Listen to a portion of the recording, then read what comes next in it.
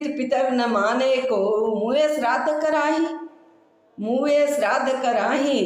पीतर भी बपुरे कहूँ, पीतर भी बपुरे कहूँ, क्यों पावही कौआ कुकर खाही, कौआ कुकर खाही।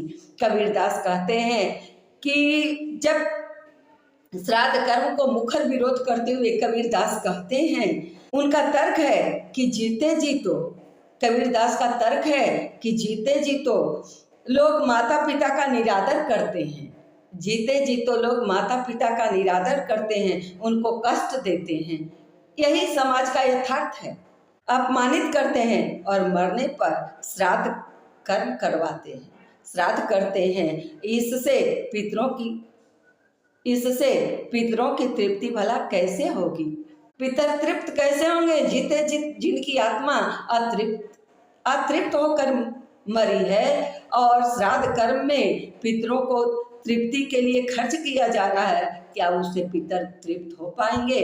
और जो श्राद्ध में अन्न पितरों को नाम से दिया जाता है वह पितरों को नहीं मिलता, पितरों को कहाँ से तृप्ति होगी? अतृप्त करके तो मारे, वे तो अतृप्त होकर मरे हैं, तो उन्हें मरने के बाद तुम्हारे श्राद्ध कर्म से किए हुए जो अन्न है उससे उनकी तृप्ति मिलने वाली नहीं है। वे वस्तुएं जिन्हें देकर तुम समझ रहे कि उन्हें तृप्ति मिलेगी, नहीं, आपके पितर तो अतृप्त मरे हैं, उन्हें तृप्ति आपके श्राद्ध कर्म के अन्न जो मिलता है या ब्राह्मणों को दान दिया जाता है वह आपके पितरों को नहीं, बल्कि इस संदर्भ में कबीर कहते हैं कि बल्कि पितरों के नाम से जो अन्न मिलता है वह तो कौवे और कुत्तों को आहार मिलता है, पितरों को वह आहार नहीं मिलता।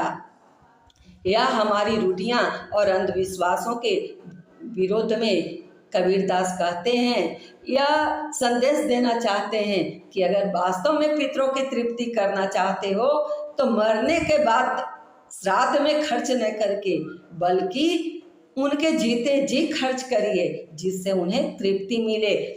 जीवित पितर न माने को मुए श्राद्ध कराही, जीवित पितर न माने को मुए श्राद्ध कराही।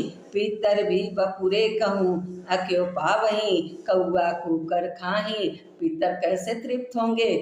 श्राद्ध कर्म में तो दिया हुआ अन्न कौवे और कुत्ते खाते हैं, कौवे और कुत्ते के खाने से क्या आपके पितर तृप्त हो जाएंगे? इसलिए अगर किसी व्यक्ति के प्रति